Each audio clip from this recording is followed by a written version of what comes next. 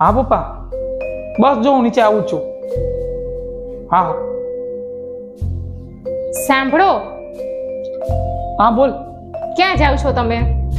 અરે હા યાર, તને કહેતા તો ભૂલી ગયા. નીચે પપ્પા આવ્યા છે અને હું એને લેવા જાઉં છું. એ મારી રાહ જોઈ છે. હાલું જાઉં.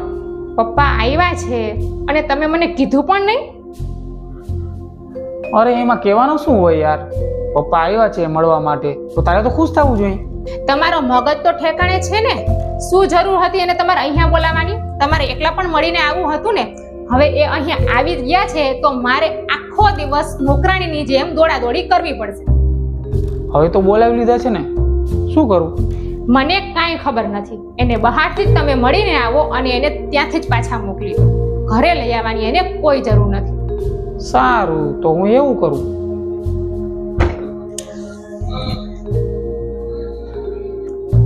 મોકલી દીધા એને? હા. સારું થયું ચાલ્યા ગયા, નહીંતર કારણ વગરનો મારો માથાનો દુખાવો વધી જાત. કિરણ, તને જરાય ખોટું ના લાગ્યું?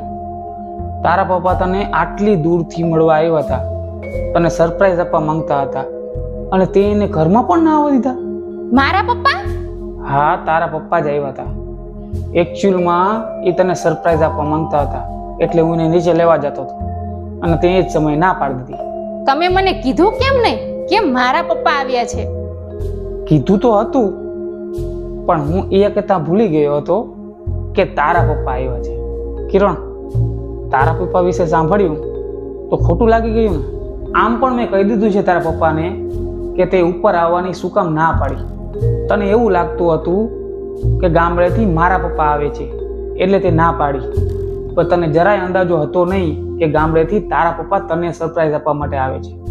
કિરણ, તારા પપ્પા છે ને અહીંયાથી મોઢું નીચું કરીને ગયા છે. જો માન સન્માન આપવું હોય ને તો બધાને સરખું આપો. એક બાજુનું સન્માન સંબંધમાં તિરાડ પાડી નાખે. હા અમિત, તમારી સાચી વાત છે.